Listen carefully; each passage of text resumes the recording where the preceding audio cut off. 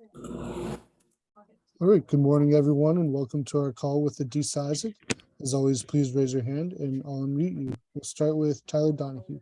Good morning, Adisa. How are you today? Good morning. I'm doing good. How about you? I'm well, thank you. I'm curious how you feel about where you are on the football field going into October versus where you were mentally and physically going into September. I feel a lot stronger, a lot quicker. I feel my confidence is gaining week in, week out. So I feel like we're definitely going in the right direction. It's more about just gaining that confidence, and really just applying it, executing at a high level, the level I know I can. So that's about it. Rich Scarcella.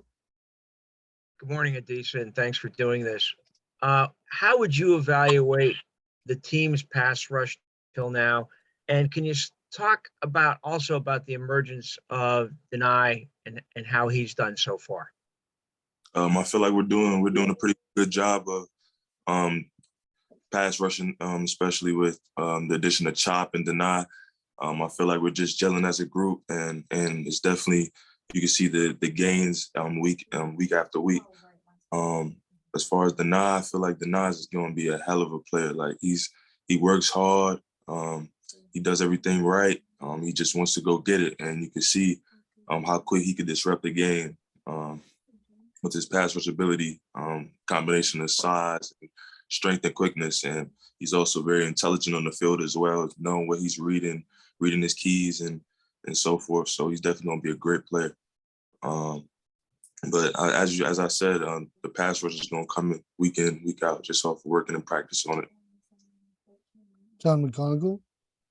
Yeah, Adisa, do you feel like, look, after missing last season, after the first couple games of this year, working your way back in, and then having 3 TFLs at Auburn, do you feel like that game was kind of a moment for you, kind of an I'm back kind of thing for you, just personally, confidence-wise? It definitely just gave me a spark, just lit a little fire under me, just saying like, yeah, you still got it. And that's just part of gaining the confidence. Like I said, just the more reps I take, the farther I get away from my injury, is the better I'll play. And I'm definitely looking forward to it and just trying to build off of the positive and, take it in the right direction. Joe Smeltzer.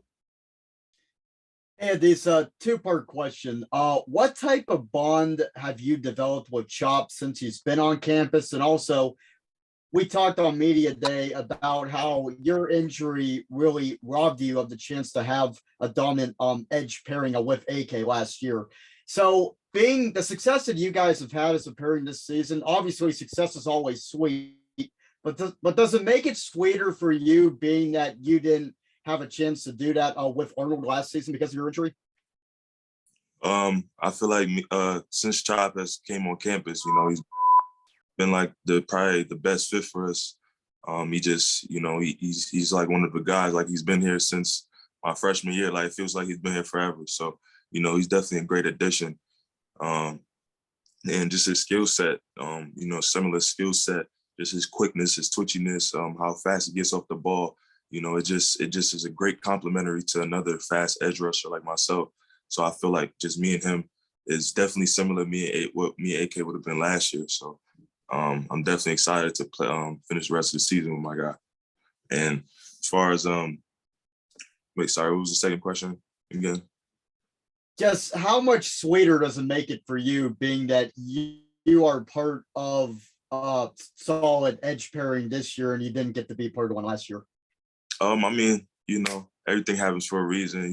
It's obviously like, man, I missed out on what could have been. It's always the what ifs. But I'm just trying to live in the moment. I'm glad that AK did what he did because that was supposed to happen. He's a great player. So, but I'm excited for what me and Chop got in store for the rest of the season, and I'm looking forward to it. Daniel Gallen. Hey, Adisa, last week, John Scott told us that Hakeem Beeman does a lot of things that don't necessarily show up in the stat sheet. I was wondering, from your perspective, what are some of those things and how does having him in the middle help you out on the edge? Man, Hakeem is I would say like a one-of-a-kind player. He's kind of he's kind of a mix, you know, not the biggest D tackle, but his quickness and his power kind of make up for it by a lot. You know, his techniques and fundamentals, if you really look at it, really speak for himself as well. But just his ability to, you know, get up the field and in a hurry, you know, it feels like a linebacker blitzing next to me all the time, with Hakeem next to me, you know, whether that's us running stunts or, you know, just running a twist or whatever it may be. But like his just ability to get up the field and, you know, take on 2 blocks, 3 blocks at sometimes, just being able to be exceptionally great in his movements, really cause havoc and lets a lot of people run free with him in the middle. John Petitioner.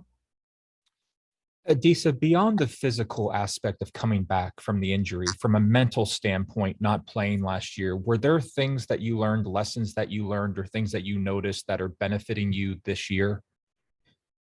Yes, definitely mentally, just learning and seeing the whole formation, just reading keys better, just seeing other people's mistakes and learn from them as well. As far as like from a coach's perspective, and just, you know, seeing how it looks from the outside, that definitely helped. Just knowing how to move on the field, how they want things to look, and how I can put myself in a better position to make plays, you know, help the team out as best as I can. So it definitely helped me on my mental side of just being more aware, understanding, and I'm still have a lot to learn, but, you know, it definitely helped me a lot just off of seeing it from the background. Andrew Clay.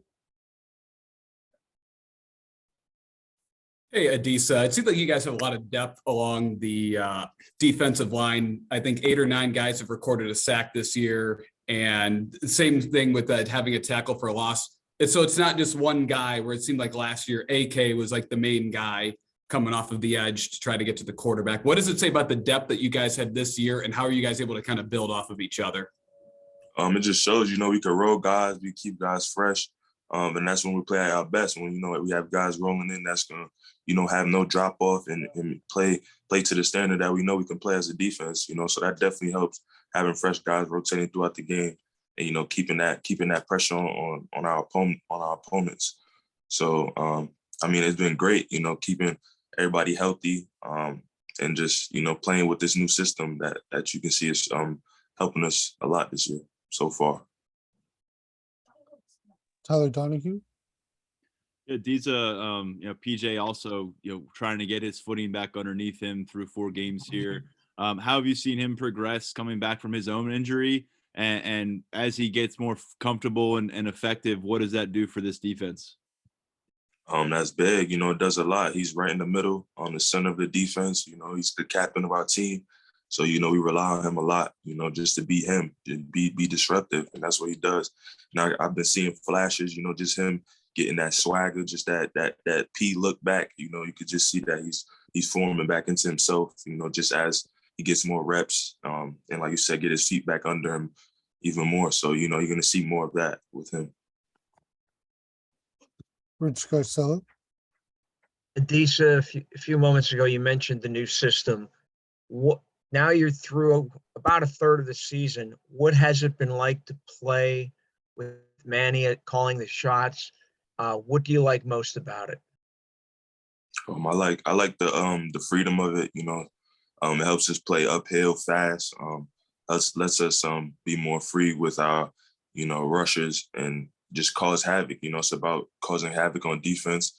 You know, it doesn't matter like if it's pretty or not, as long as you're getting it done. You know, you're in the backfield, and I feel like it helps everybody's skill set. You know, we have safeties getting sacks. You know, everybody's getting a piece of it, so it's not just, you know, solely on one part of the defense. You know, it's really a unit thing. You know, as we play together in the system, just learning how we complement each other, getting that chemistry. You know, it's definitely going to hit home even more.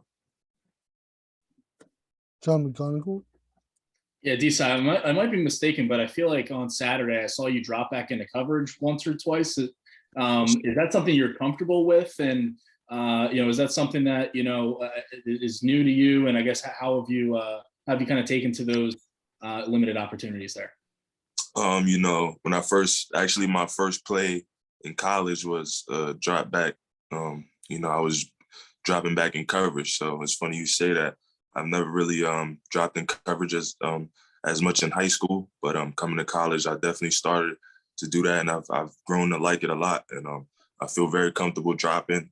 I'm definitely excited to just get in space, because I feel like I play really well in space, and I just feel like dropping in coverage is like, it's like rushing the passer, in a way, just being able to read, have your head on the swivel. I feel very comfortable in it.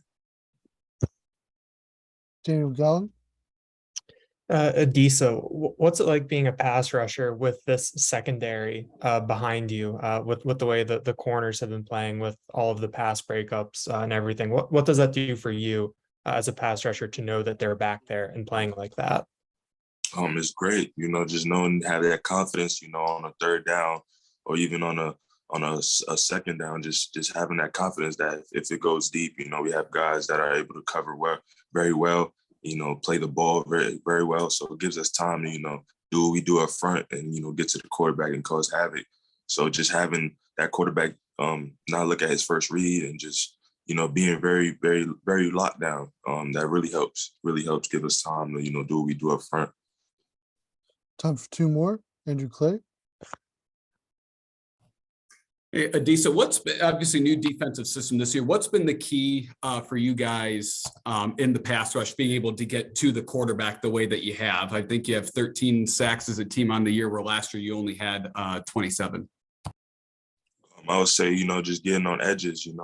Guys can't be with the scheme that we're running. We can't stick on blocks. We have to keep moving. I feel like that's what separates us. We just, we stay active in our rushes and our blitzes, which helps us come free a lot.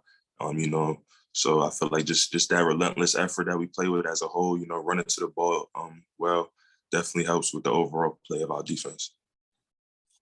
Final question, Tyler Donahue. Yeah, Adisa, a couple of weeks ago, we heard from Olu about what you've done for his game and preparing him for matchups on the practice field. What has he done for you over the course of this year? We've seen you guys battle a little bit, but I know there's been plenty of matchups that we have not seen. Yeah. Olu is a special player as well.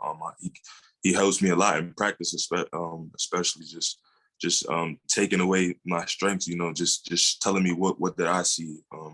When I beat him on a rep, when I beat him on a rep, telling him what I saw. So just that feedback, getting us better. And just his overall play is like, I don't think I'm gonna see much tackles that's as great as Olu. So I feel like Olu is a great player, and he definitely prepares me throughout the week.